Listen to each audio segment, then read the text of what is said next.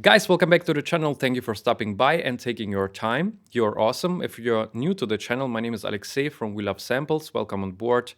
Great to have you here. Make sure to subscribe if you're interested in music production, audio production, and the topics around those topics. Today, I would like to share a mastering mix bus compression trick. I can't show you the original project because it's still not released. So I could show it if this would be my project, but it's a client project. So I asked kindly, but it's not possible. So this is what I have to respect. So I will show it in another project that is actually just an example project, and there are like no issues. Okay, so the trick is about, and we often run actually into it when we have a song. It doesn't matter if just one instrument or like many instruments in an arrangement. There will be a section, most of the time it's like the chorus, like the bigger parts where they play louder and like with more energy. You run into the issue that at some point you will have frequencies that are sticking out too much. So there is just a lot of energy in a specific frequency area. And I will want to show you the example. So how we can actually treat this area or this, for example, this chorus part, because we can automate it with a plugin, or we can just leave it throughout the song, depending on the situation. So the first thing that I would think of, which would be the first thing that everyone will think about, I will just grab here as an example, just grab a EQ, right? And I will just reduce, I will play actually the example back.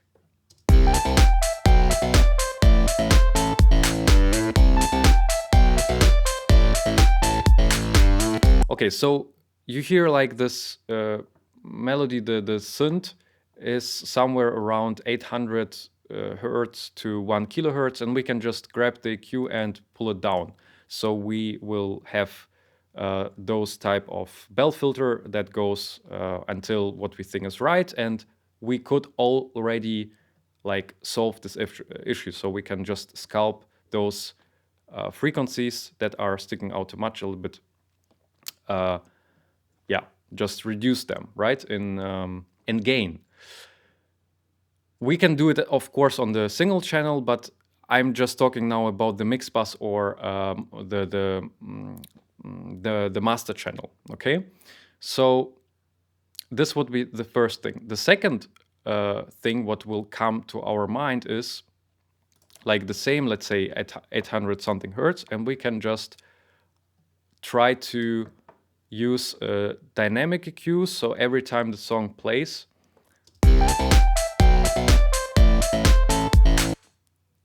if the frequencies are sticking out too much and go beyond the threshold, they are reduced in gain in those frequencies. This would be like thing number two. However, a lot of times it can always solve the issue. However, the EQ is just one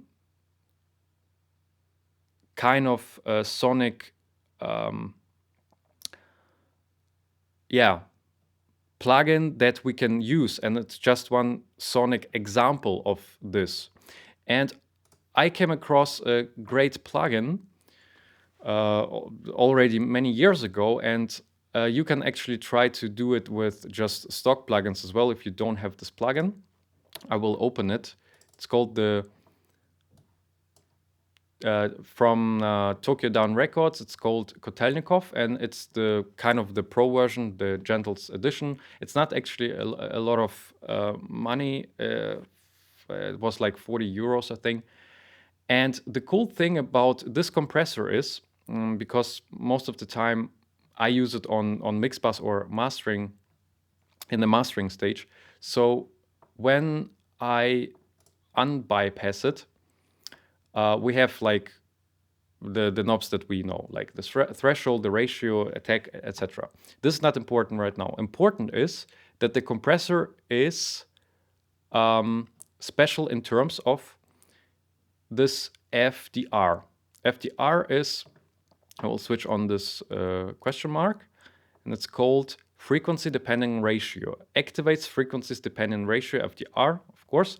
FDR allows to reduce the effective ratio for a specific frequency region. And when I click on it, actually nothing happens, but it just now activated. And then I go to the edit knob, right? And when I click on it and switch it off again, so we don't have this information, I will type in 0. 0% here, AMT means amount. So right now, if I play it back, the whole session, we will just hear the compression with a ratio of 2 to 1, right? For every single frequencies. Those type of things we can just make sure that the compressor is flat. Okay, so nothing is, so no frequencies are depending right now with the ratio. Let's have a listen.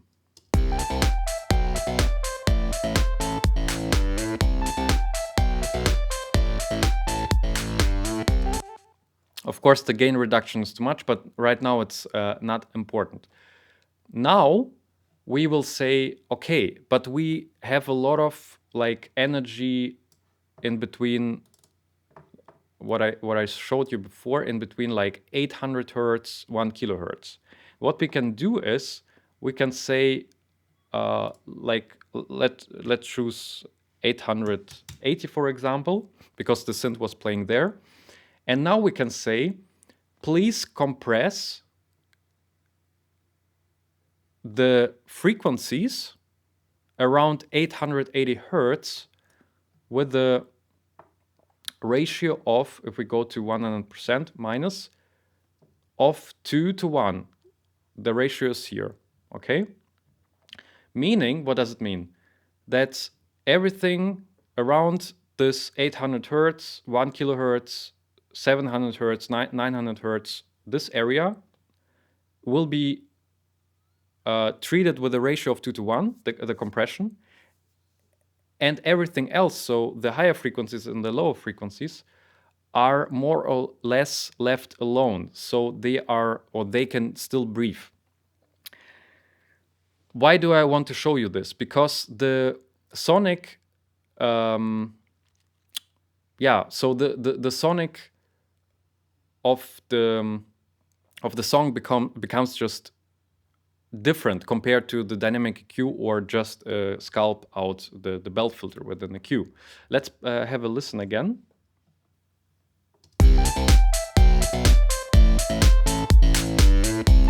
And I will actually do the B and will switch it back to 0. And now we can actually have a A-B comparison.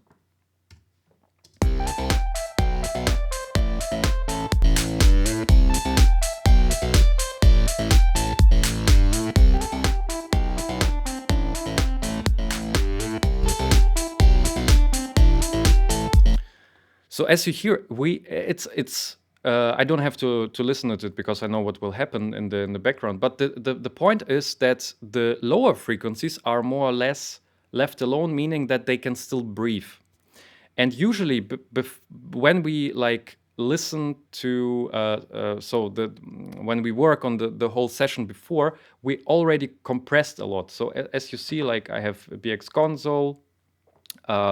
BX console as well, because it's my kind of a go-to compression or compressor. BX console again, compressor here, BX console, etc., etc. So we already compress a lot of instruments before, and compression tends to, when we compress, the compressor tends to reduce already higher frequencies and lower frequencies because they have a lot of times as well the a lot of energy in those areas, in those frequency regions. And then we don't want to compress those again, so we want to leave them alone. We want to let them breathe. And this is a beautiful technique that we can apply on a mix bus or a master bus. Okay, if you don't have this compressor, it's not like a drama. You can just, I will switch it off. You can do it or try to do with a stock plugin as well. So kind of the same thing, ratio 2:1, threshold you have to adjust yourself depending on the session. And important is, as you see here, filter, we have to switch it on in order to see the internal sidechain filter. And here you can adjust what kind of frequency band you want to reduce in the ratio. Okay, what kind of filter it is, so like -6 dB or 12 dB, I don't know. I have to look at the manual. It's not super important, but of course this compressor will not sound the same as the Kotelnikov one. And the Kotelnikov one is, of course, a little bit more precise in those things when we adjust the bands, but you can try to do the same thing. So when I play it back, bypass it, so we have no compression.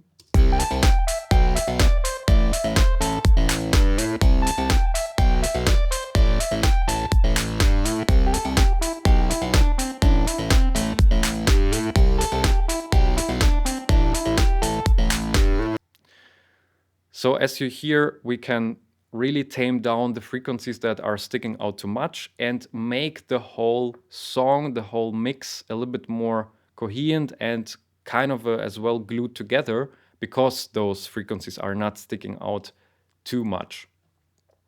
And this is the trick that I wanted to show you. And I find it pretty awesome because I realized many years ago, and this is a tip for you, if you work on a song for a lot of time, not one day, like 2 days, 3 or 4 days, sometimes weeks, depending on how big the session is and how much time you can invest into, always send it to someone who is as well kind of have a relationship to music production or mixing, audio, and ask for feedback. And I did it with one production. So when I started to do it with one production, I sent it over, and I realized that I had an issue with frequencies between 1 kilohertz and 2 kilohertz. So this is the octave. 1 kilohertz, the whole octave 2, right? So we just multiply it by 2 and we have a whole octave. So here on the Q, I had issues with this area basically. Okay, so this was kind of the area that it sticked out too much in the production. So the mastering engineer said, hey, you have to pay attention to this area, of course, because it was just too much of energy. And what I realized actually, it was because of the headphones that I worked. I worked with Sony MDR 7506. Andrew Sheps is actually working with them as well, and they have the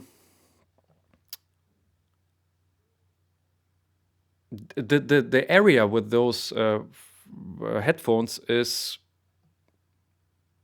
they are pushing a lot of those mid frequencies, and at some point your ears, if you work too much for a long period of time, they already said it in another video, but it's great to just repeat it so everyone understands how it works. So your ears become tired and you hear less of those frequencies. And because I worked for so many days on that production, I lost track of this area.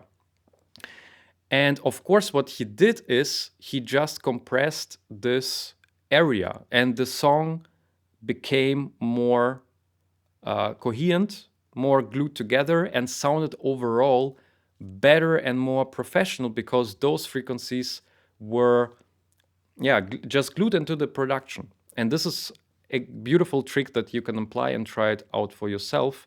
If you already know that, okay, there is a frequency band that are sticking too much, you can try to sculpt it out within a EQ. You can try to use the dynamic EQ if you have, for example, FAB filter EQ, or you can just grab a compressor that has an internal sidechain feature. Most of them have, and try it out to reduce the amount of the energy in a specific area that you're working on. Okay, so I hope that this trick helped you, or will help you when you apply it in your sessions. Leave a like if you liked the video. Make sure to subscribe if you want to see me and the channel again. You can support this channel by buying me a coffee as well. I will put the link down below. And I will see you in the next video, guys. And the next video will be as well about compression. There was a question on a Facebook group, and I found it pretty interesting, because someone asks a question and like 1,000 people give their opinions and their answers. And there were a lot of, or there are a lot of people, of course, on those groups that they understand, but most of the time people who ask, they just start out. They are not a lot of years into the topic of music production. So you don't have to reply them like, do this, this, this, this, and this because of this, this, and this, and this. They just want to know the fastest and easiest way to solve their issue. And most of the time, you just don't have to show them like things that you have learned in the last 10 years, because those people will not understand it at this point. Okay, so the thing that I will show in the next video is the super easy way first, and then I will talk about the more advanced option of how to use parallel compression, because it was the topic there. Okay, so I will see you in the next video, guys. Have a beautiful day, week, and I'm out. Peace. Swag on over, little boy. Swag on over, little boy. Swag on over, little boy.